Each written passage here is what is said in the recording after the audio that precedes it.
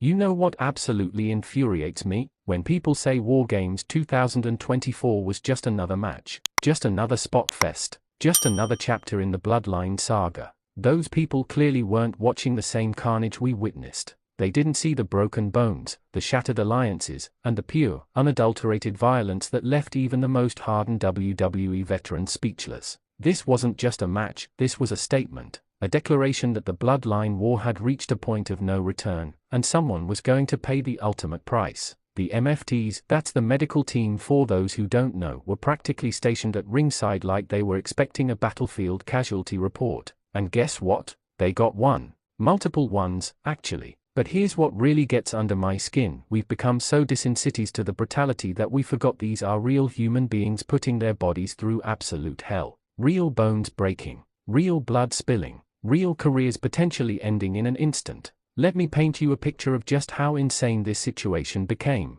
The bone-crushing reality. When that first sickening crack echoed through the arena, you could feel the entire atmosphere shift. The crowd went from electric to eerily silent in a heartbeat. The cameras quickly panned away, but we all knew. We all heard it. That sound that makes your stomach turn and your skin crawl. The sound of something snapping that shouldn't snap. The MFTs rushed in with a speed and precision that told you everything you needed to know. This wasn't a work. This wasn't part of the script. This was real damage happening in real time. And suddenly, the predetermined outcomes didn't matter anymore. All that mattered was getting someone medical attention before things got worse. What absolutely drives me crazy is how WWE tried to keep the show moving like nothing catastrophic had just occurred. Sure, they have a production to run, but come on. A human being just suffered a legitimate injury in front of millions of people, and we're supposed to just move on to the next spot, the next high-flying maneuver, the next death-defying leap off the cage. Here's a question for you. How many broken bones do you think occurred during WarGames 2024?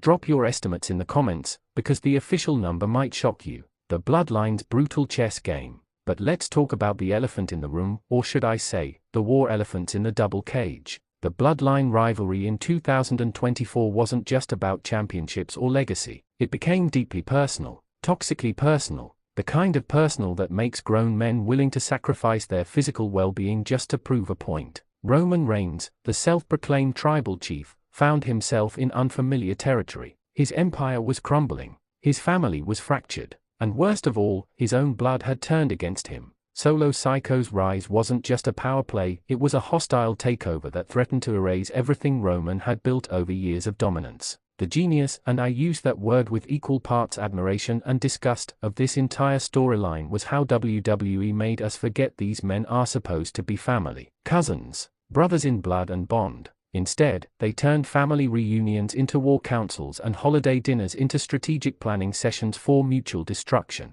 When those cage doors locked at WarGames, it wasn't just about winning a match. It was about destroying everything the other side represented. And the MFTs, they were just collateral damage coordinators, standing by to pick up the pieces of whoever fell first. The medical team's impossible position. Now, let's give credit where it's absolutely due. The MFTs at WarGames 2024 were put in an impossible situation. They are trained professionals, yes, but they are trained to handle one emergency at a time. One injury, one crisis. WarGames gave them a buffet of chaos, serving up injuries faster than they could properly assess and treat them. Picture this, you're a medical professional. You've got one wrestler down with a possible concussion, another with what looks like a separated shoulder, a third who just went through a table and isn't moving right, and you've got maybe 30 seconds before the next wave of violence begins. What do you do? Who do you prioritize? How do you make those split-second decisions when every choice could mean the difference between someone walking out of the arena or being carried out on a stretcher?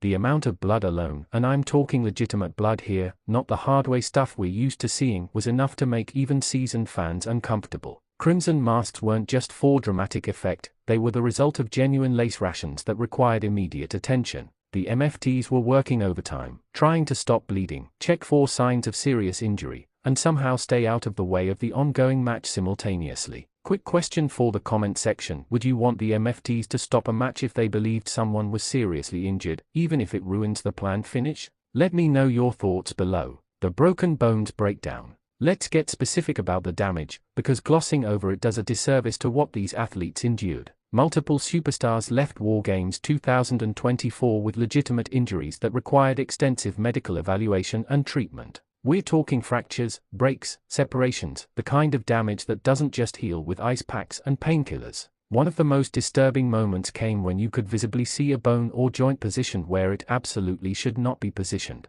The camera operators deserve credit for their quick thinking in cutting away, but the damage was done. We saw it, the arena saw it, and most importantly, the person experiencing it felt every excruciating second of it. The MFTs had to make rapid-fire decisions about who could continue and who needed to be extracted from the match immediately. This isn't like other sports where you can call a timeout and assess the situation. In WarGames, stopping the match completely could ruin years of storytelling build-up. But letting someone continue with a serious injury, that's a lawsuit waiting to happen. A career ender, a tragedy in the making. What really grinds my gears is how quickly fans on social media turned into armchair medical experts, diagnosing injuries from their couches while eating Cheetos. Oh, that's definitely a broken tibia. That's a compound fracture for sure. Meanwhile, the actual trained professionals were doing their jobs under impossible circumstances, trying to provide care while also respecting the business aspect of professional wrestling. The Bloodline's blood price. The Bloodline rivalry demanded blood payment in 2024, and WarGames was where the bill came due. Every member of both teams entered that structure knowing they might not walk out the same way they walked in. That's not hyperbole, that's the cold, hard reality of what happens when you lock 10 wrestlers inside 2 steel cages with scores to settle and years of animosity fueling their actions. Roman's desperation was palpable. This wasn't the untouchable tribal chief we'd seen dominate for over 1,000 days. This was a man backed into a corner, fighting not just for victory but for relevance, for validation, for proof that his version of the Bloodline was the legitimate version. Solo's crew, meanwhile, brought an unhinged violence that felt less like wrestling and more like genuine combat. They weren't trying to win a match, they were trying to end careers, to send messages written in broken bones and spilled blood. The MFTs weren't just treating injuries, they were documenting a war crime in real time. Here's something to think about. Do you believe the Bloodline rivalry has gone too far, or is this exactly the intensity it needed? Comment your opinion below. The aftermath nobody talks about. What happens after the cameras stop rolling is what really bothers me. The MFTs don't just pack up and go home. They are conducting follow-up assessments, coordinating with local hospitals, filing injury reports, and trying to determine the full extent of damage that occurred. Some injuries don't become apparent until hours or even days after the initial trauma. The wrestlers themselves are dealing with pain management, rehabilitation protocols, and the mental toll of what they just experienced. WarGames isn't a match you just walk away from. It stays with you, in your aching joints, in your fractured bones, in your nightmares about what could have gone wrong. And the Bloodline members? They are left to process the fact that they just brutalized their own family members for the entertainment of millions. That's a psychological burden that doesn't get addressed in post-match interviews or social media posts. The final verdict: WarGames 2024 was everything it promised to be and everything we feared it might become. The MFTs earned every penny of their salary that night, dealing with a level of chaos and injury that pushed them to their absolute limits. The Bloodline rivalry reached a fever pitch that felt less like sports entertainment and more like genuine family warfare. But here's my question to you: was it worth it? Did the spectacle justify the broken bones and legitimate injuries? Or have we crossed a line where the human cost is too high for the entertainment value? Drop your thoughts in the comments. Tell me if you think WWE needs to pump the brakes on these ultra-violent stipulations or if this is exactly what modern wrestling should be. And if you made it this far, you're exactly the kind of fan Wrestling Zone 1 needs. Share this video with someone who needs to understand just how real WarGames 2024 actually was. The Bloodline war isn't over, not by a long shot, and something tells me the MFT should keep their trauma kits fully stocked, because the next chapter might be even more brutal than what we just witnessed.